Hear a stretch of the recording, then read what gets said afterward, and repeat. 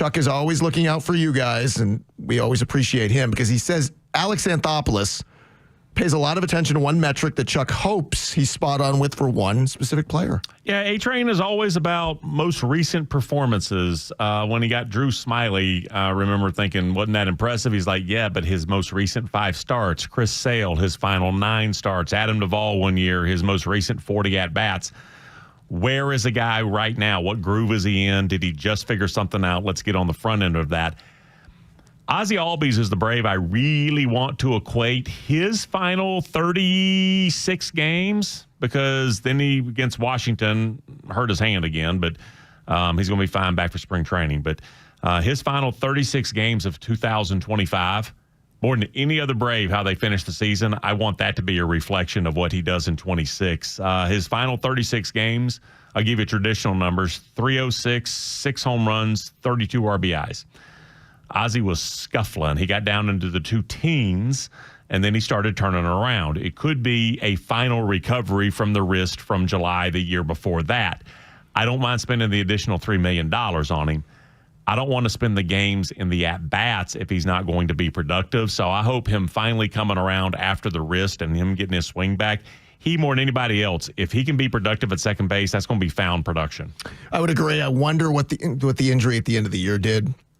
The hand against, We don't know how long in the offseason that changed anything or what it's going to do long-term, because I am 100%, and I shouldn't be 100%, I'm 99% convinced the Ozzie we saw in the first half, almost first 3 quarters of the season, especially right-handed, that was all due to the wrist. There's no way Ozzie right-handed, who has been one of the best right-handed hitters in baseball for years, power, slug, all the things he gives you, he couldn't do anything right-handed. To me, that was the wrist. So that changed after you saw him about a year plus removed. He got healthy. The power stroke came back. All the things looked better. Then all of a sudden at the end of the year, he gets the hand injury. So I don't know what the response is going to be. The no-brainer of all no-brainers, we said, was pick up the option. Just from a financial standpoint, it made a lot of sense. And you cross your fingers that whatever the hand injury was is not going to linger into the offseason, where he could just have a pretty normal time getting ready for spring training. Yeah, I mean, it's a $5 scratch-off ticket with like a Powerball payoff. It's $3 million, and if he's Ozzie, he's not an all-star caliber player anymore, probably, but he's still not old at all. So he can come back and have a productive 140 games. That'd be fantastic for an extra $3 million. I agree. And it's sort of like, we're going to do this a lot this offseason. Do all the reasons why all the guys who struggled.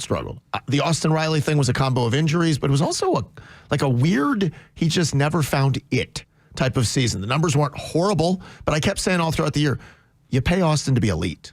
And for a 3-year stretch, Austin was a top 10 player in baseball. He finished top 10 in the MVP 3 years in a row. He never got close to that this season.